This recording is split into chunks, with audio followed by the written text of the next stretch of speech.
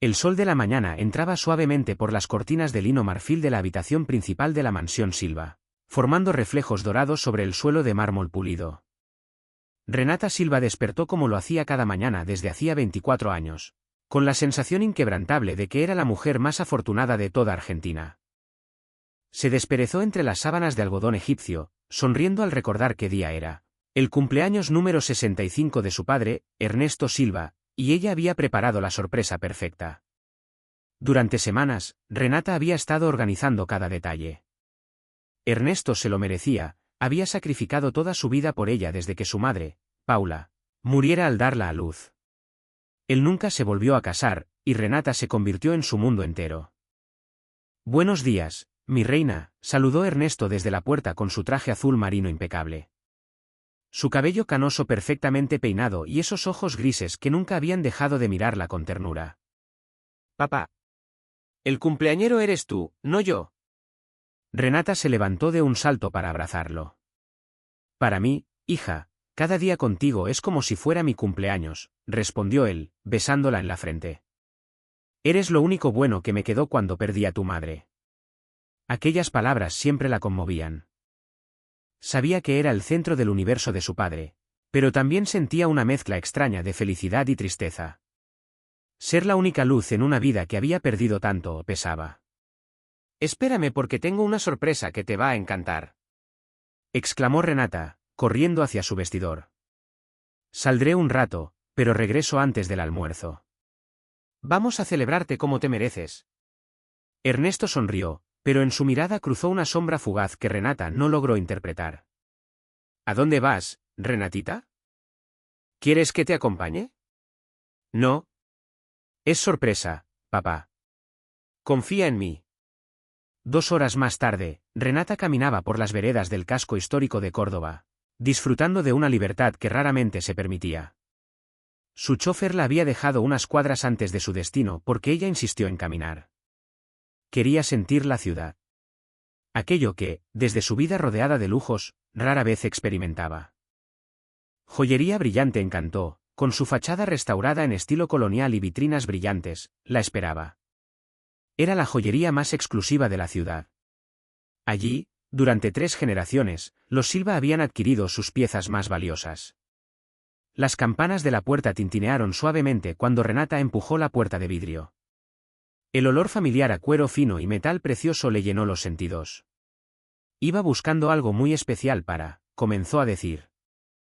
Pero las palabras se le congelaron en la garganta. Detrás del mostrador, acomodando con delicadeza una bandeja de collares de perlas, estaba una joven. Una joven que era idéntica a ella. La misma forma de cara, los mismos ojos grises claros, la misma nariz, los mismos labios. Incluso el mismo lunar diminuto junto a la boca. El mundo se detuvo. Ambas se miraron como si estuvieran frente a un espejo maldito. Renata sintió que las piernas le fallaban. ¿Su reflejo? ¿Un error visual? No podía ser. La joven del mostrador llevaba un uniforme modesto, el cabello recogido, sin una gota de maquillaje. Pero su rostro era el de Renata. «Dios mío», susurró. La otra joven también parecía paralizada. «¿Se encuentra bien, señorita?», preguntó, acercándose con evidente inquietud. La voz. Hasta la voz era igual. Renata no pudo articular nada. Solo miraba. Detalle por detalle. Buscando alguna diferencia. Y entonces lo vio. Colgando del cuello de la joven, un dije, un corazón de oro blanco con una esmeralda en el centro. El mismo que Ernesto le había regalado por su primer cumpleaños. Tu collar», balbuceó, señalando con mano temblorosa. La otra instintivamente se cubrió el pecho. «¿Qué tiene mi collar?» «Es que yo tengo uno exactamente igual». Renata, con dedos temblorosos, sacó el suyo de debajo de la blusa. Las 2 joyas eran idénticas. Mismo diseño. Mismo detalle. Mismo brillo. La joven del mostrador palideció. «Eso es imposible. Este collar era de mi madre. Me dijeron que era único». «El mío también», susurró Renata. Mi papá me lo regaló cuando cumplí 1 año. Dijo que era hecho exclusivamente para mí. El silencio que cayó fue absoluto. Incluso los sonidos de la calle parecieron desaparecer. ¿Cómo te llamas? Logró preguntar Renata. Martina Calderón, dijo ella, temblorosa. Yo soy Renata Silva, respondió la otra. Martina frunció el ceño. ¿Silva? ¿Como el empresario Ernesto Silva? El corazón de Renata se detuvo. ¿Sí lo conoces? No personalmente, Martina dudó, mordiéndose el labio. Toda mi vida he sentido que había alguien más. Crecí en un orfanato. Las monjas decían que, de pequeña, hablaba dormida de una hermana que vivía en una casa dorada. Las lágrimas comenzaron a rodar por las mejillas de Renata. Una hermana. Esa palabra fue como un relámpago en su interior. Siempre había sentido un vacío inexplicable. Ahora todo parecía encajar. ¿Orfanato? Preguntó con voz rota. Sí. Perdí a mi madre cuando tenía 5 años. Se llamaba Claudia Calderón. Este collar es lo único que me quedó de ella. Bueno, esto ¿y? Martina se agachó. Desde un cajón sacó una fotografía antigua. Las monjas dijeron que mi mamá la tenía cuando murió. Renata tomó la imagen con manos temblorosas. Un hombre sonriente, joven. Cargando a una bebé. Su mundo se derrumbó. Era Ernesto. Más joven, pero inconfundible. Renata sintió que se desmoronaba. ¿Reconoces al hombre? Preguntó Martina. Sí, susurró Renata, con lágrimas desbordándose. Es mi papá, pero ese bebé no soy yo. El silencio dentro de la joyería se volvió tan espeso que casi podía tocarse. Renata seguía sosteniendo la fotografía, con la vista fija en la imagen de su padre abrazando a un bebé. Un bebé que no era ella. Martina se apresuró a cerrar la puerta y girar el cartel de abierto a cerrado. Luego bajó la cortina de seguridad, como si eso pudiera protegerlas de lo que estaban a punto de enfrentar. Tenemos que hablar, dijo Martina, con voz tensa. Pero no aquí. Mi jefe puede volver en cualquier momento. Renata asintió, incapaz de articular palabra. La fotografía aún ardía entre sus dedos. Hay una cafetería a unas cuadras. Se llama Café Trébol. Allí podemos intentar entender esto. El lugar era pequeño, acogedor, con un aroma a café tostado y canela que invadía el ambiente. Las mesas de madera reciclada y los estantes llenos de libros viejos lo hacían parecer salido de otra realidad, una muy distinta a la que Renata conocía. Se sentaron en una mesa apartada. Martina pidió 2 cafés con leche. Renata se dio cuenta de que nunca había probado uno. Toda su vida le habían servido té blanco de Sri Lanka en tazas de porcelana de Limoges. Háblame de tu madre, susurró Renata, sin poder quitar los ojos del collar de Martina. No recuerdo mucho, respondió Martina, sujetando su taza como si de ella dependiera su estabilidad emocional. Se llamaba Claudia Calderón. Era contadora en una empresa grande, muy responsable, muy reservada. Según las monjas, era de esas personas que nunca rompían una regla. ¿Y murió cuando tú tenías 5 años? Sí. Llegó al orfanato muy enferma. Débil. Tenía miedo. Les rogó a las monjas que me cuidaran si algo le pasaba y murió 3 días después. Renata tragó saliva. El nudo en su garganta era tan denso como plomo. ¿Te dijeron de qué murió? No con exactitud.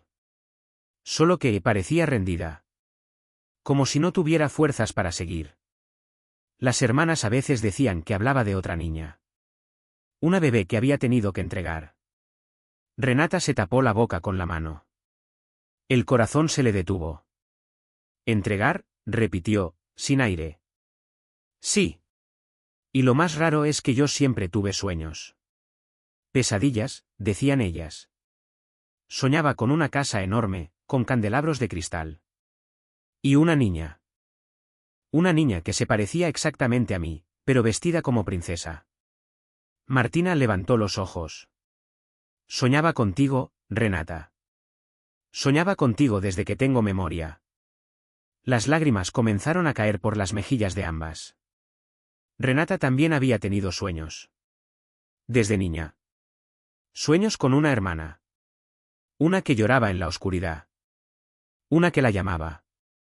Mi papá decía que eran tonterías. Que era el trauma de haber perdido a mi mamá. Renata sacó de su bolso la fotografía. La colocó sobre la mesa con cuidado. ¿Cómo llegó esto a manos de tu madre? Las monjas dicen que la tenía entre sus cosas cuando murió. Que la apretaba contra su pecho. Martina la miró con ojos húmedos. Siempre me pregunté quién era ese hombre elegante. ¿El de la foto? Ahora lo sé. Pero el bebé de la imagen no soy yo. Porque yo estaba con mi madre cuando ella murió. Renata bajó la vista a la imagen. El bebé soy yo. Reconozco el enterito de lana. Lo he visto en los álbumes de fotos de la familia Silva. Pero entonces, ¿por qué mi madre tendría una foto tuya con tu papá? Hubo un silencio largo. Martina metió la mano en su bolso. Sacó un sobre amarillento con los bordes doblados. Hay algo más que nunca te conté. Una carta. ¿Una carta? Sí. Las monjas me la dieron cuando cumplí 18 años. Mi madre la dejó para mí. Pero nunca entendí del todo lo que decía hasta ahora. Martina la colocó frente a Renata. La letra era femenina, firme, escrita con tinta azul. Mi querida Martina. Si estás leyendo esto es porque ya no estoy contigo.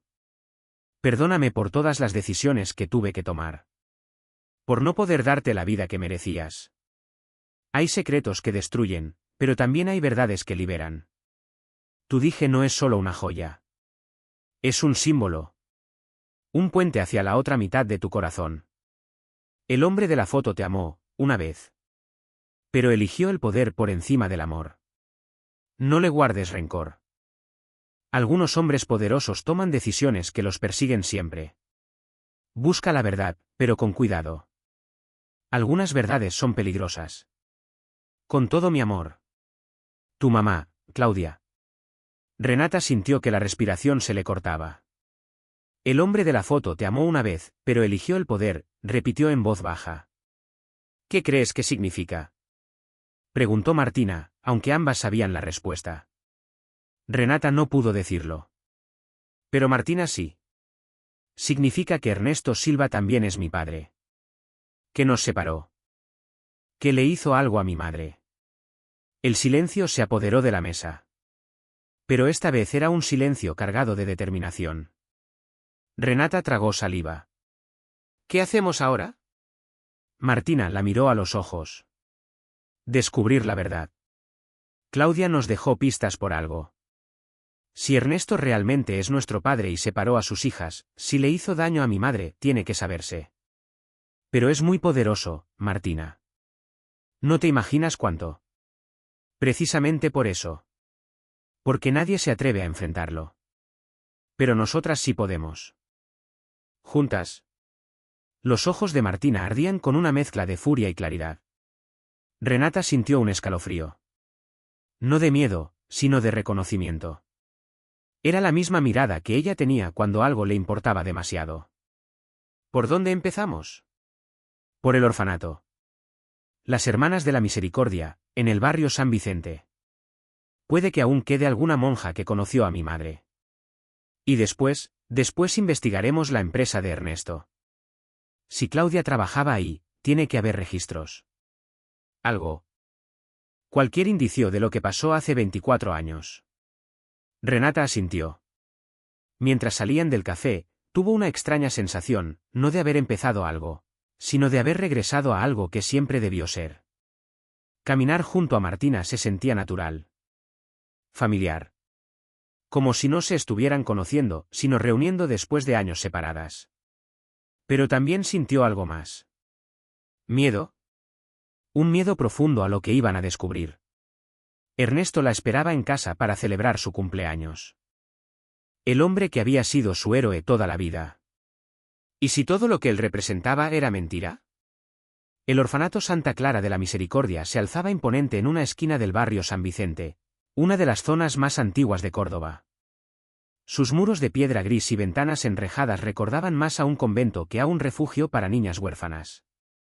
Pero los jardines floridos y los coloridos dibujos en las ventanas hablaban de algo más, de cariño, dedicación y tiempo. Renata se bajó del coche con paso inseguro.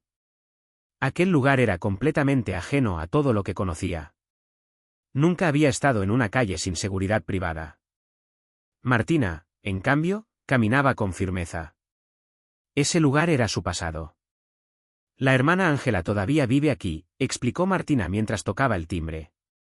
Era joven cuando llegué, pero mi madre se llevaba bien con ella. Si alguien recuerda detalles, es ella. La puerta se abrió lentamente. Una mujer de unos 60 años, vestida con hábito blanco y sonrisa cálida, las miró sorprendida. Su mirada fue de Renata a Martina y luego volvió a Renata, deteniéndose largo rato. Sagrado cielo, susurró, llevándose una mano al pecho. Sabía que este día llegaría. ¿Podemos pasar?, preguntó Martina. Necesitamos hablar con usted. Es sobre mi madre, sobre Claudia Calderón. La monja asintió y abrió la puerta por completo. Rápido, niñas. No es bueno que las vean juntas afuera. La frase desconcertó a Renata. ¿Por qué no era bueno que las vieran? Pero no preguntó. Siguió a Martina por los pasillos. El lugar olía a cera de piso recién aplicado y flores frescas. Había crucifijos colgados por todos lados, pero también dibujos infantiles pegados con cinta. Era un lugar humilde, pero lleno de vida. Muy distinto de la mansión Silva, silenciosa y lujosa. La oficina de la hermana Ángela era pequeña pero acogedora. Tenía estantes llenos de carpetas, una imagen de la Virgen y varias fotos de niñas sonriendo. Les ofreció agua de Jamaica en vasos de aluminio. Desde que Martina cumplió 24 años, supe que pronto aparecería la otra, dijo con voz temblorosa. ¿La otra?, preguntó Renata. La monja la miró fijamente. Tú, hija. Claudia siempre habló de dos niñas. Gemelas idénticas. Eres el espejo de tu madre cuando era joven, pero con los ojos de Ernesto Silva. Ojos que guardan secretos. Martina se inclinó hacia adelante. Hermana, necesitamos saber todo lo que recuerde. Lo que no me dijeron cuando era niña. La monja suspiró. Se persignó lentamente. Luego comenzó. Claudia llegó aquí en 1999, con Martina en brazos y el alma destrozada. Venía del hospital no por una enfermedad física, sino por algo más profundo. Una herida del corazón. ¿Qué tipo de herida? La de una mujer obligada a elegir entre sus hijas. Renata se estremeció. Claudia era contadora en una empresa muy importante. Trabajadora, inteligente. Obtuvo su título estudiando de noche mientras trabajaba en una farmacia durante el día. Cuando consiguió el puesto en Corporativo Silva, fue un milagro para ella. El nombre golpeó a Renata como un martillo. ¿Mi papá era su jefe? La hermana bajó la cabeza. Y algo más. Era el amor de su vida. Se enamoraron profundamente. Él la conquistó como un caballero. Flores, cenas caras, promesas de futuro. Claudia creía que él dejaría a su esposa por ella. Renata sintió como se le revolvía el estómago. ¿Y qué pasó? Quedó embarazada. Cuando se lo dijo a Ernesto, él reaccionó mal. No porque no la amara, sino porque su esposa, Mariela, también estaba embarazada. Y su embarazo era de alto riesgo. Los médicos no estaban seguros de que el bebé sobreviviera. La monja se levantó y caminó hacia la ventana, desde donde se veía el patio interior del orfanato. Ernesto ofreció dinero para que Claudia desapareciera. Pero cuando supo que eran gemelas, cambió todo. Le propuso un trato. Martina y Renata contuvieron la respiración. Mariela perdió a su bebé a los 8 meses. Ernesto lo vio como una oportunidad. Le pidió a Claudia que le entregara una de las niñas para criarla como suya, como heredera legítima de los Silva. A cambio, él le daría dinero para criar a la otra lejos. En secreto. El silencio era tan espeso que se escuchaba el tic-tac del reloj en la pared. Renata sintió que todo giraba a su alrededor. ¿Claudia aceptó? Sí, respondió la monja, con lágrimas en los ojos. No por el dinero. Claudia lo hizo convencida de que al menos una de sus hijas tendría una vida sin limitaciones. Pensó que era lo correcto. ¿Y me eligió a mí? No. Ernesto eligió. Las vio recién nacidas. Se llevó a la que parecía más fuerte. A ti, Renata. Martina soltó un gemido ahogado. ¿Y mi mamá? ¿Por qué vino aquí? Porque no tenía a dónde más ir. Ernesto le dio dinero, sí. Pero con una condición, nunca debía buscarte. Si lo hacía, también perdería a Martina. La hermana Ángela volvió a sentarse. Parecía más frágil de lo que había sido al principio. Claudia vino aquí desesperada. El dinero no le duró mucho. Trabajó con nosotras durante 5 años, ayudando con la contabilidad. Pero era una mujer rota. Lloraba por las noches, hablaba dormida, decía tu nombre, Renata. Dibujaba a una niña idéntica a Martina, pero vestida de gala. ¿Y cómo murió? La monja dudó. Luego sacó un sobre de una caja de metal. Unos días antes de morir, encontramos una carta que había estado escribiendo durante años. Era para ti, Renata. Planeaba enviártela. ¿Pero qué? Murió en un accidente automovilístico. Una curva que conocía de memoria. Las autoridades dijeron que fue un accidente. ¿Y usted no lo cree? No puedo afirmarlo. Pero 3 días después del accidente, Corporativo Silva hizo una donación muy generosa al orfanato. A cambio de que nunca se volviera a mencionar el nombre de Claudia Calderón. Renata sintió náuseas. Las piezas empezaban a encajar. Demasiado bien. Los collares, dijo de pronto. ¿Por qué teníamos collares idénticos? La monja bajó la mirada. Eso fue idea de Ernesto. Le dijo a Claudia que así estarían conectadas, pero en realidad, era su forma de marcar lo que él consideraba suyo. Martina no podía dejar de llorar. Mi mamá vivió sabiendo que una parte suya había sido robada. Y cuando quiso reparar el daño, la callaron. Renata apretó los puños. No podemos quedarnos calladas. No después de saber todo esto. ¿Qué harán? Preguntó la hermana, temblando. Vamos a buscar pruebas. Vamos a saber la verdad completa. Aunque duela. Martina se levantó. Y vamos a empezar por Corporativo Silva. Esa noche, la mansión Silva nunca había parecido tan silenciosa. Renata regresó pasadas las 10 de la noche, mucho más tarde de lo prometido. Las luces tenues de la entrada, que normalmente le resultaban cálidas y familiares, ahora parecían frías. Falsas. Como si todo lo que la rodeaba fuera parte de una escenografía cuidadosamente construida durante 24 años. Ernesto la esperaba en la sala principal, sentado en su sillón de cuero preferido. Vestía su habitual traje gris, con una copa de coñac en la mano. En cualquier otro momento, la imagen le habría resultado reconfortante. Ahora, solo le causaba escalofríos. Mi reina, dijo con una sonrisa suave. ¿Dónde estabas? Me tuviste preocupado. Lo siento, papá. Se me fue el tiempo con tu sorpresa. Las palabras salieron de su boca sin esfuerzo, pero por dentro le pesaban como piedras. ¿No abriste tu regalo? Señaló una caja sobre la mesa de centro. Renata la reconoció de inmediato. Eran los gemelos de platino que había comprado esa misma mañana en otra joyería, antes de entrar a Brillante encantó y de que su mundo se hiciera pedazos. Son hermosos, dijo, forzando una sonrisa. Ernesto se levantó y la besó en la frente. Pero Renata, por primera vez en su vida, se tensó. ¿Te sientes bien? Preguntó él. Solo estoy cansada. Esa noche no pudo dormir. Se quedó acostada mirando el techo, repasando cada detalle de su infancia. Cada viaje de negocios de Ernesto. Cada vez que evitó hablar de su esposa fallecida. Cada vez que desvió cualquier pregunta sobre familia extendida.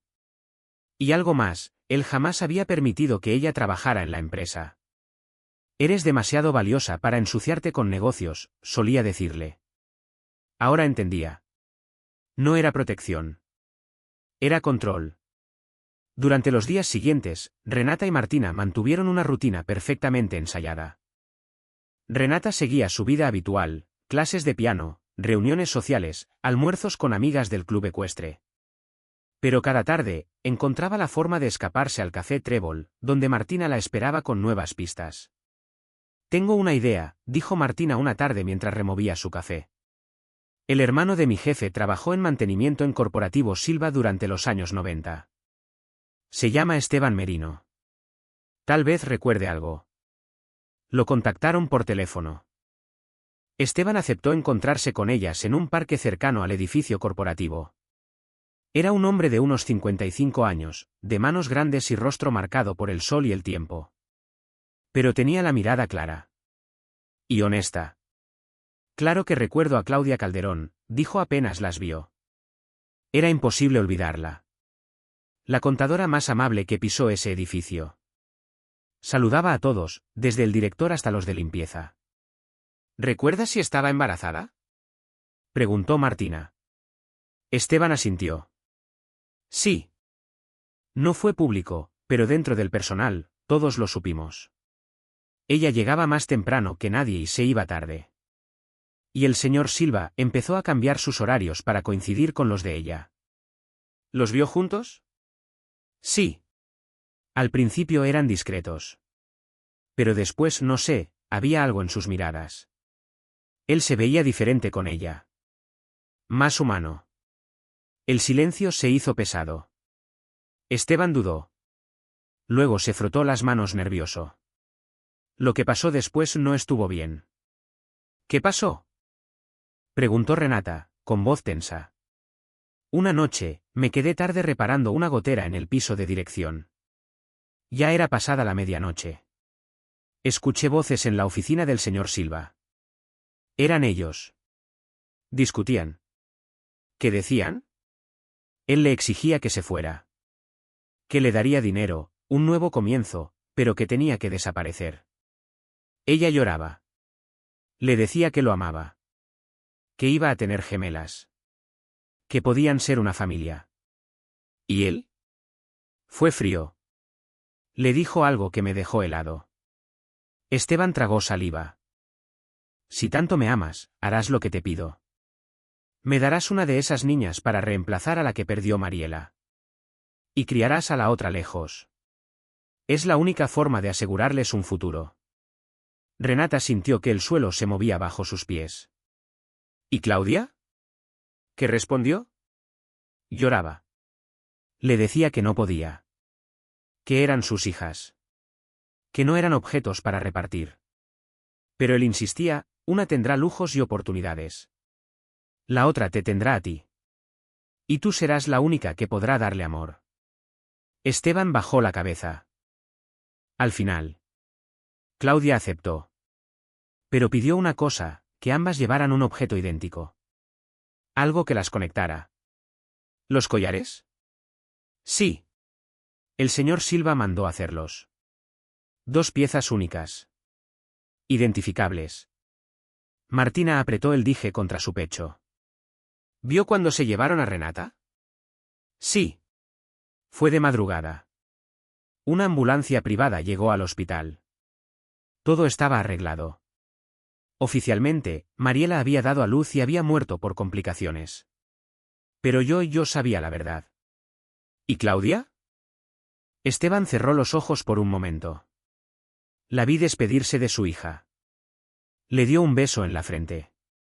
Le colgó el dije. Y le susurró, para que siempre sepas que tienes una hermana que te ama. Las lágrimas corrían por los rostros de ambas hermanas. Renata sentía que su alma se rompía. ¿Por qué no denunció?, preguntó. Porque tenía miedo, señorita. No entiende el poder que tiene ese hombre. A la semana, despidieron a 3 empleados que habían estado cerca esa noche. Dijeron que era reestructuración. Pero todos sabíamos la verdad. ¿Volvió a ver a Claudia? Sí. En 2004. Una tarde. Estaba parada frente al edificio corporativo, con una carta en la mano. Miraba hacia las ventanas de la oficina de Silva. Parecía decidir si entraba o no. Al final, se fue caminando muy despacio. ¿Eso fue antes de su accidente?, preguntó Martina. Una semana antes. Esteban las miró con gravedad.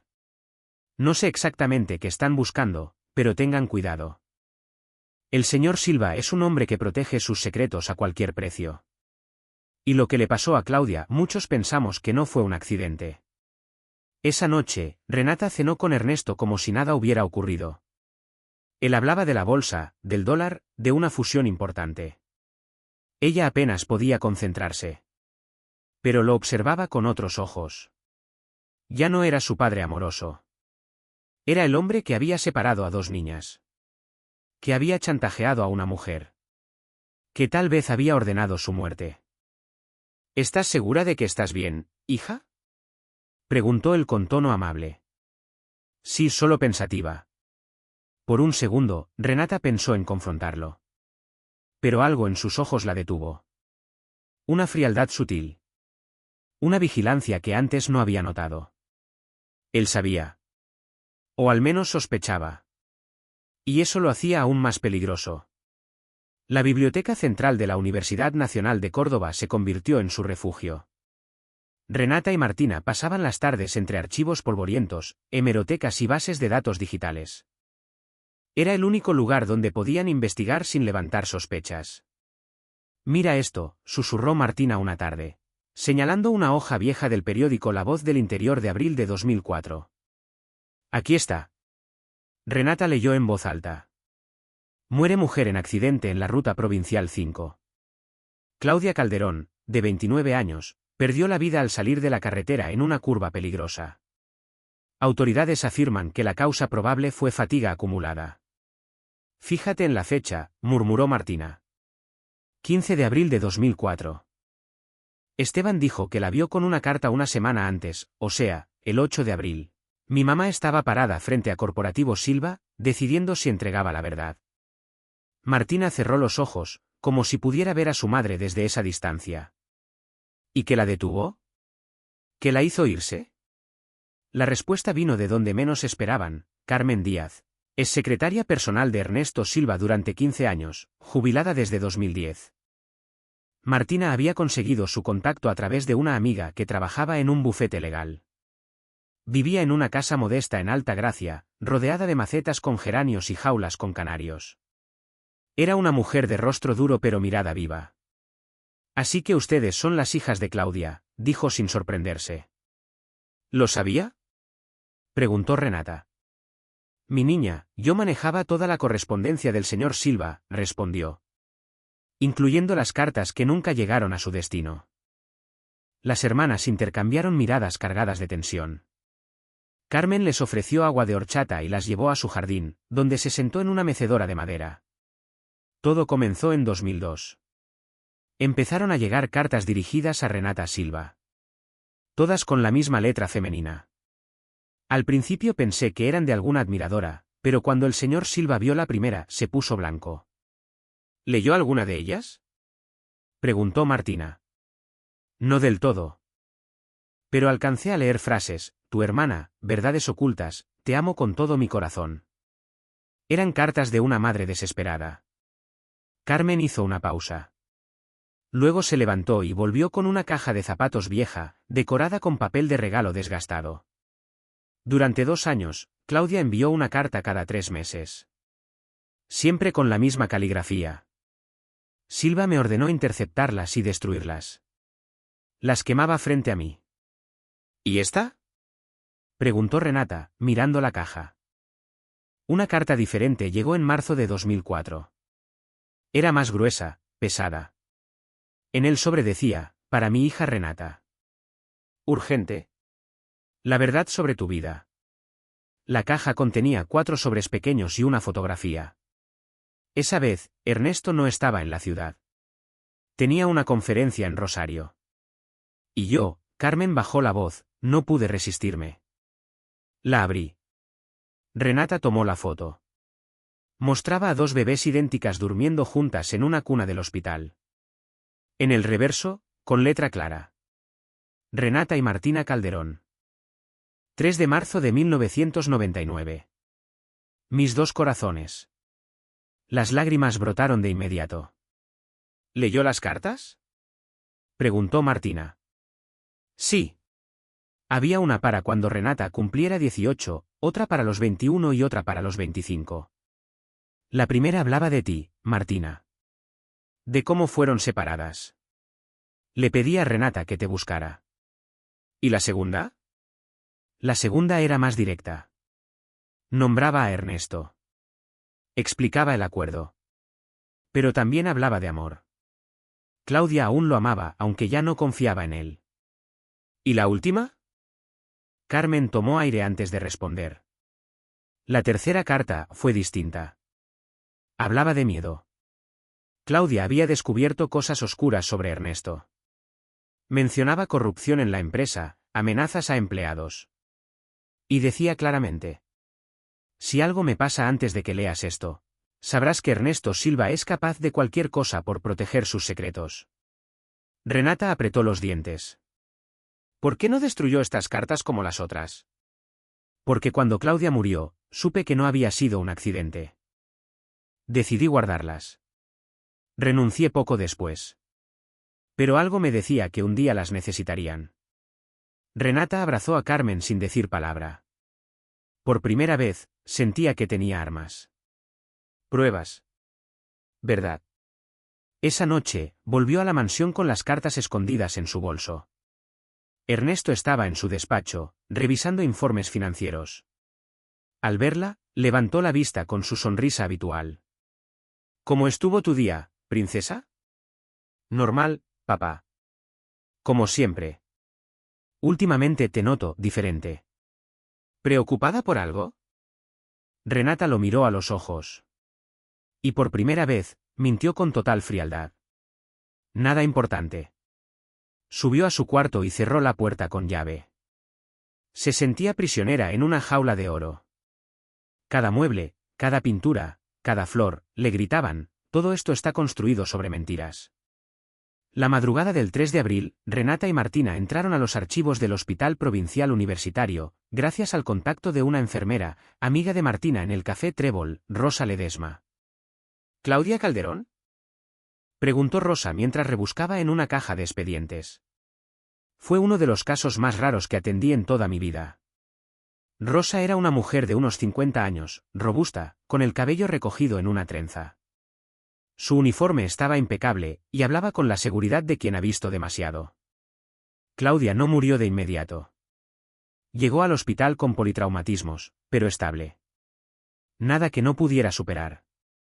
¿Entonces cómo murió?, preguntó Martina. Eso es lo extraño. Estuvo en coma 2 años enteros. No era un coma profundo. A veces abría los ojos. Movía las manos. Mostraba señales de mejora. Las llevó a una pequeña sala llena de carpetas médicas. Encontró la de Claudia. Miren, dijo señalando: abril de 2004, estable, respuesta ocular, mejoría leve. Mayo, comunicación tentativa. Junio, intentos de vocalización. Renata sentía que el corazón se le encogía.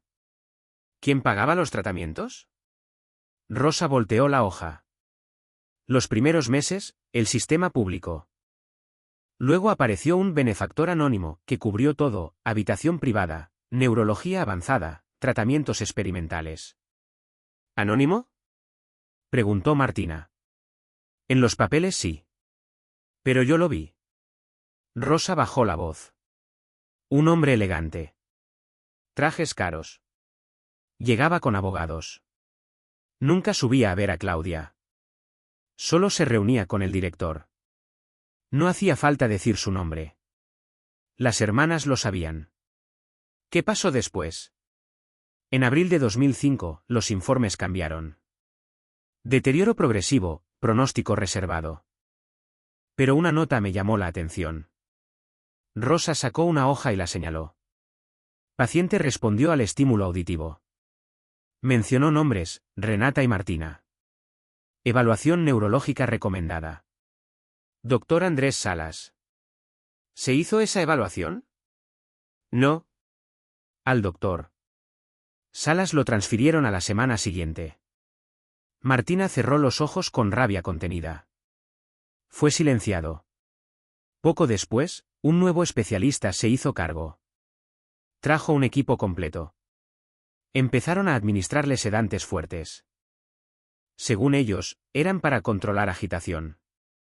¿Y Claudia no estaba agitada? Todo lo contrario. Estaba mejorando. Pero los sedantes la dejaron en estado vegetativo. Y ahí quedó, hasta que en junio de 2006, la desconectaron por supuestas complicaciones. Rosa sacó el certificado de defunción. Causa: insuficiencia multiorgánica derivada de traumatismo craneoencefálico. Mentira, murmuró Renata. Yo lo sé, dijo Rosa. Y por eso guardé copias originales de los informes del doctor Salas. Y también las facturas. ¿El supuesto benefactor anónimo era Corporativo Silva? Interrumpió Martina. Rosa asintió. Sí. Él la mantuvo viva como vegetal. Y cuando quiso despertar, se aseguró de silenciarla para siempre. Renata se llevó las manos a la boca. El hombre al que había llamado papá durante 24 años era un asesino. Durante varios días, Renata no volvió a dormir. En el silencio de su habitación, abrazada a las cartas de Claudia y a la foto de las gemelas, repasaba una y otra vez los detalles. Las piezas del rompecabezas ahora encajaban con una precisión aterradora. Ernesto Silva, el hombre que la había criado, no era solo un manipulador. Era un hombre capaz de matar. Martina, por su parte, no descansaba tampoco. Había empezado a escribir en un cuaderno todo lo que descubrían, ordenando fechas, nombres, evidencias. Llamaba a ese cuaderno La verdad robada. Vamos a necesitar más que recuerdos y cartas, dijo una tarde en el café Trébol. Si queremos enfrentarlo, necesitamos algo sólido. Algo legal. ¿Un abogado? Preguntó Renata. No un periodista. Uno de verdad. De los que no se venden. Así conocieron a Valentín Núñez, reportero de investigación del diario independiente Crónica del Sur. Tenía fama de ser incorruptible. Había destapado escándalos políticos y financieros. Había sido amenazado más de una vez. ¿Hijas de Claudia Calderón? Dijo al recibirlas en su oficina modesta, llena de recortes de periódicos y tazas de café frío. Pensé que ese nombre había sido borrado de la historia. No para nosotras, respondió Martina. Y tenemos pruebas. Valentín las escuchó durante casi 2 horas sin interrumpirlas. Tomó notas, leyó las cartas, examinó la foto de las gemelas, los informes médicos, las copias de los documentos hospitalarios. Al final, se quitó los anteojos y las miró con seriedad. Tienen en sus manos una historia que puede derribar a una de las figuras más poderosas del país. ¿Nos va a ayudar? Preguntó Renata. Sí. Pero debe ser con inteligencia. No podemos simplemente publicar esto. Necesitamos blindar la información. Reunir más pruebas. Grabar testimonios. Y sobre todo, protegerlas. Martina bajó la mirada. Él ya mató una vez. Valentina sintió. Y lo volvería a hacer si siente que su imperio está en peligro. Durante las semanas siguientes, Renata y Martina vivieron una doble vida. Renata asistía a eventos, galas, reuniones de beneficencia junto a Ernesto. Reía, posaba para fotos, brindaba con empresarios. Nadie sospechaba que bajo ese vestido de diseñador llevaba oculto un pequeño micrófono. Martina, por su parte, siguió trabajando en la joyería y entregando encargos especiales a distintas personas, grabaciones, copias de documentos, memorias USB. Todo bajo el sistema que Valentín había armado para proteger la historia. Si me pasa algo, todo saldrá a la luz, le había dicho él. No puedes matar la verdad si ya está repartida en 100 manos. Un día, Renata llegó a casa más tarde de lo habitual. Ernesto la esperaba en el jardín, sentado bajo la pérgola, rodeado de sus preciadas orquídeas. El aire era dulce, pero denso. Peligrosamente silencioso. Hija, dijo él, con una sonrisa que no alcanzaba los ojos. Quiero hablar contigo. Renata se tensó. Claro, papá. Él le ofreció una copa de vino. Ella fingió tomar un sorbo. Había aprendido. Últimamente estás diferente. Reservada. Distante. Estoy creciendo, supongo. Él rió suavemente. Tienes el carácter de tu madre. Renata sintió un escalofrío. ¿De Mariela? Ernesto la miró fijamente. No, Renata. Me refiero a Claudia. Por un instante, el mundo pareció detenerse. ¿La conociste? Preguntó, con la voz apenas audible. Claro que la conocí, respondió él, con calma, como si hablara del clima. Fue una mujer valiente. Demasiado valiente para su propio bien. ¿Qué pasó con ella? Ernesto miró al cielo. Se enamoró. Y yo también. Pero el amor no siempre basta. A veces hay que elegir. ¿Y tú qué elegiste? Él la miró de nuevo. Esta vez, sin máscaras. Elegí el legado. El poder. La estabilidad. Tenía una familia que mantener, una empresa que salvar. Claudia era un riesgo. ¿Y su hija? ¿Martina? Un error. Uno que quise corregir. Renata lo miró, atónita. ¿La condenaste al abandono? ¿Y a Claudia? Ernesto se inclinó hacia ella. Hay cosas que no debes comprender aún, hija. Pero algún día lo harás. Renata se levantó. No, papá. Ya lo comprendo todo. Esa noche, envió la grabación completa a Valentín. El reportaje fue publicado en Crónica del Sur bajo el título Las herederas silenciadas, la historia oculta detrás del Imperio Silva. Contenía fotos, grabaciones, documentos, entrevistas, testimonios. El país estalló. Canales de televisión, programas de radio, redes sociales, todos hablaban del escándalo. Las palabras corrupción, tráfico de influencias, encubrimiento de homicidio resonaban en todos los medios. Ernesto Silva desapareció de la vida pública. Canceló todas sus apariciones, clausuró su cuenta de redes y envió comunicados de prensa vacíos. Pero era tarde. Una fiscal de delitos económicos ordenó allanamientos en sus oficinas. Se reabrieron investigaciones dormidas. Antiguos empleados empezaron a hablar. Las pruebas se multiplicaban. Renata tuvo que mudarse a un hotel bajo otro nombre. La mansión fue rodeada de periodistas. Martina, por su parte, dejó su trabajo en la joyería. Su jefa, al enterarse de su historia, la abrazó con lágrimas en los ojos. Eras una joya desde el principio. Pero ahora brillas más fuerte. Un mes después, las dos hermanas fueron citadas a declarar. La audiencia fue pública. En una sala llena de cámaras y abogados, Renata leyó la última carta de Claudia en voz alta. Su voz temblaba, pero no retrocedió. Si estás leyendo esto, hija mía, es porque lograste llegar a la verdad. Te amo. A ti y a tu hermana. Nunca dejé de pensar en ustedes. Nunca dejé de luchar. El país entero lloró con ellas. Pero Ernesto aún no había sido arrestado. Tiene protección política, conexiones en la cúpula judicial, explicó Valentín. No lo van a tocar fácilmente. Entonces lo haremos caer desde otro lugar, respondió Martina. ¿Cómo? Martina abrió su cuaderno, La verdad robada. Señaló una lista de nombres. Los empleados que fueron despedidos en 2004. Los médicos silenciados. Las enfermeras que lo vieron entrar en el hospital. Todos tienen algo que contar. ¿Y si tienen miedo? Nosotras no. El teléfono de Valentín no dejaba de sonar. Desde la publicación del reportaje, decenas de personas empezaron a comunicarse con él. Antiguos empleados de Corporativo Silva, enfermeros del hospital provincial, exempleadas domésticas de la mansión, contadores, choferes. Todos tenían historias. Todos guardaban secretos. Estoy recibiendo más testimonios de los que puedo procesar, dijo el periodista en su oficina abarrotada. Pero necesitamos a alguien que se atreva a hablar en cámara, con nombre y apellido. Martina tomó aire. Yo lo haré. Renata la miró, sorprendida.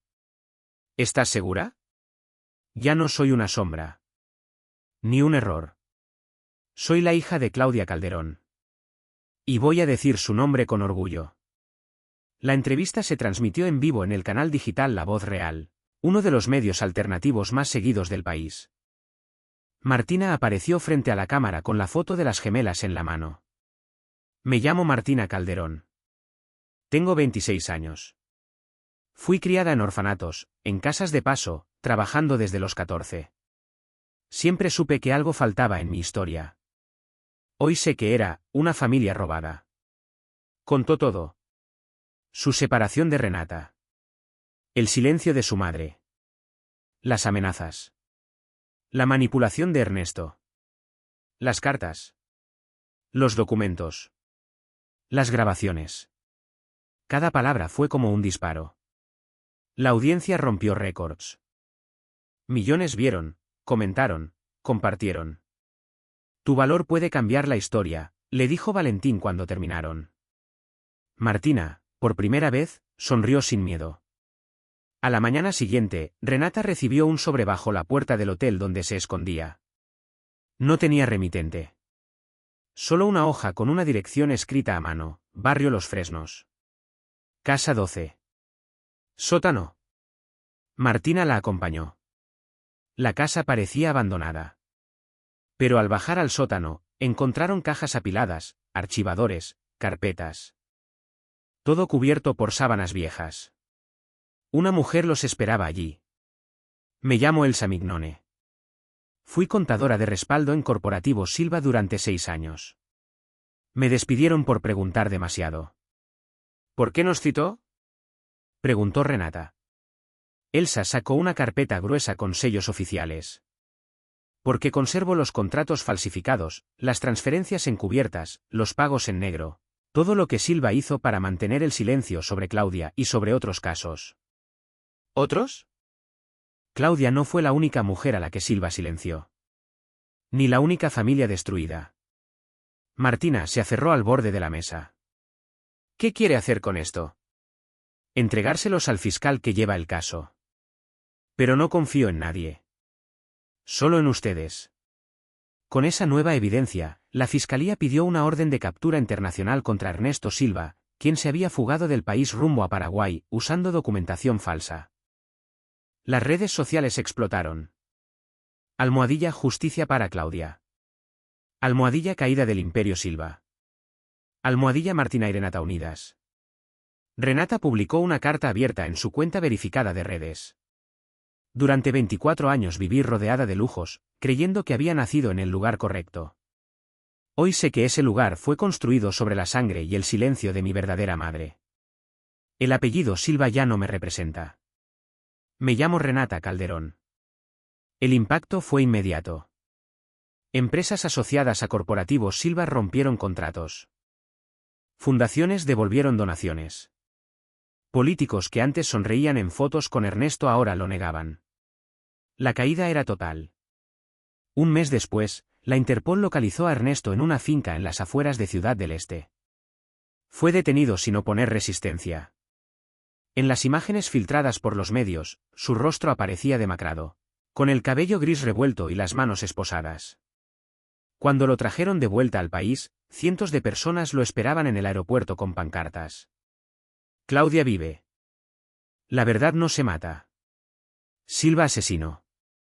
Renata y Martina lo vieron por televisión, sentadas en un sofá de cuero sintético en el departamento que ahora compartían. ¿Qué sientes? Preguntó Renata. Nada, respondió Martina. Porque no hay castigo que repare lo que hizo. Solo justicia. El juicio fue declarado de interés nacional. Se transmitía en directo. Las cámaras seguían cada entrada, cada testigo, cada testimonio. Renata declaró con la voz temblorosa pero firme. Mostró los collares. Leyó fragmentos de las cartas de Claudia. Contó cómo descubrió la verdad.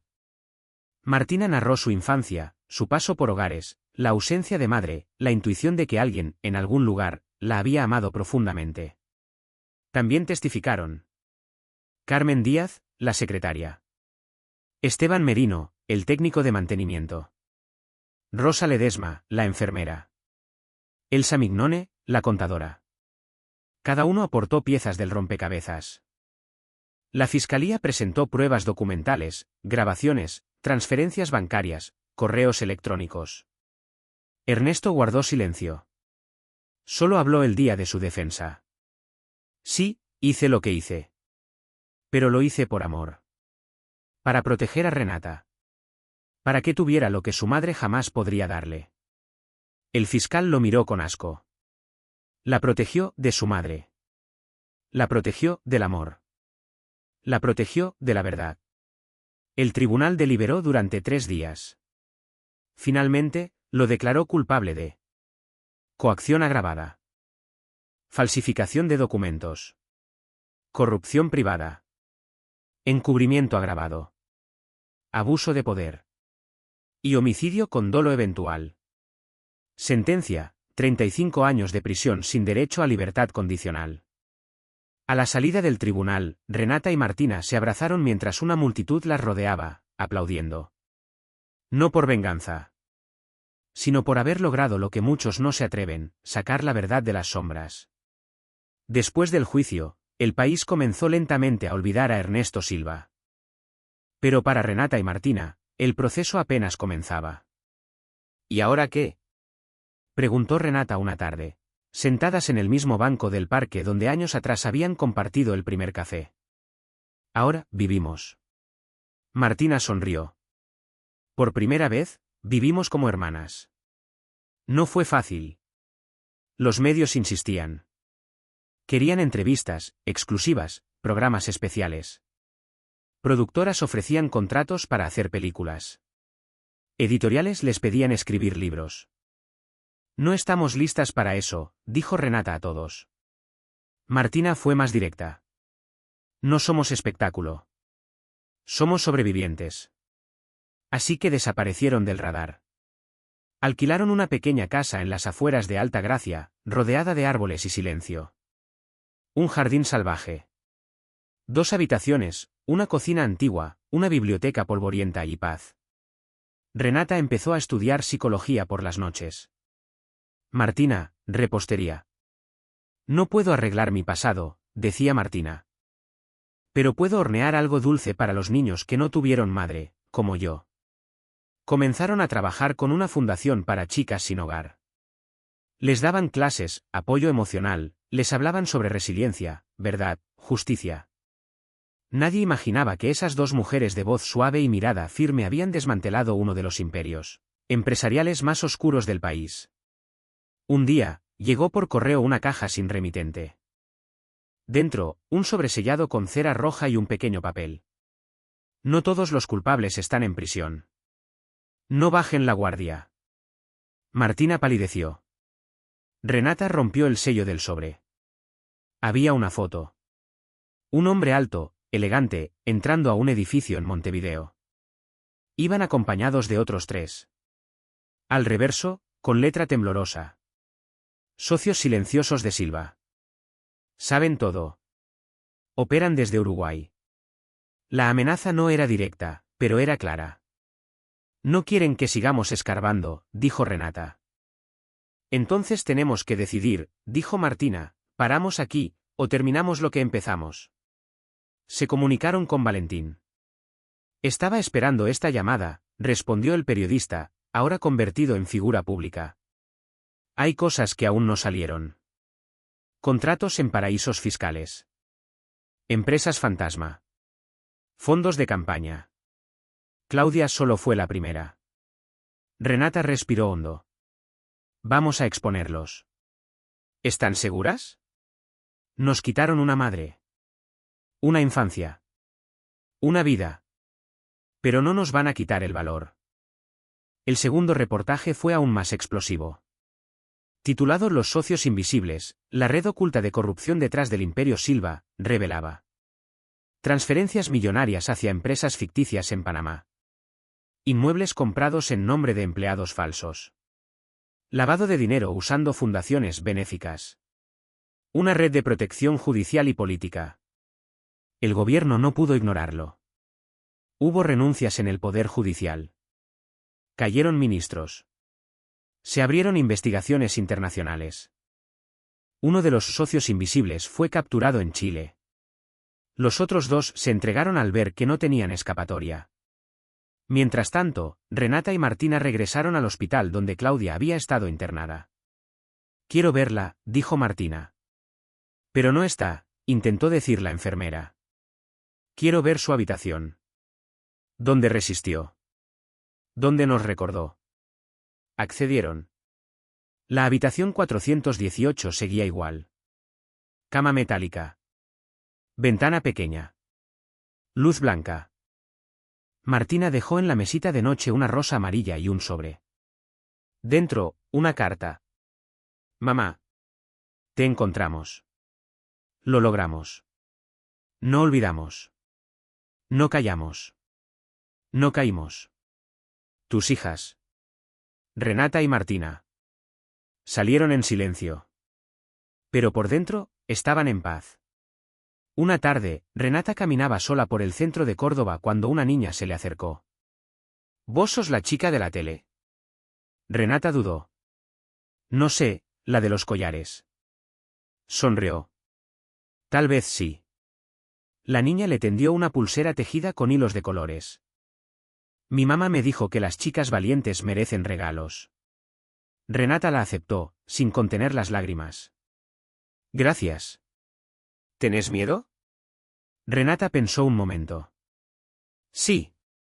Pero no me detiene». La niña asintió, como si entendiera. «Está bien tener miedo. Mi mamá dice que valiente no es quien no tiene miedo, sino quien hace las cosas aunque lo tenga». Renata abrazó a la niña. «Tu mamá es muy sabia». Esa noche, Martina y Renata miraban el atardecer desde su jardín. «¿Crees que ya terminó?», preguntó Renata. «No. Pero al menos, ya no estamos solas». «¿Y qué haremos ahora?». Martina la miró, serena. «Lo que hacen las mujeres que sobrevivieron al fuego, volver a sembrar». Pasaron 3 años. Y aunque los titulares ya no hablaban de las hermanas Calderón, ni del juicio a Silva, ni de las investigaciones abiertas en Montevideo, en Panamá o en Santiago, la historia seguía viva. Pero en otro ritmo. En otra forma. Renata y Martina fundaron una pequeña organización sin fines de lucro llamada Raíces Verdaderas.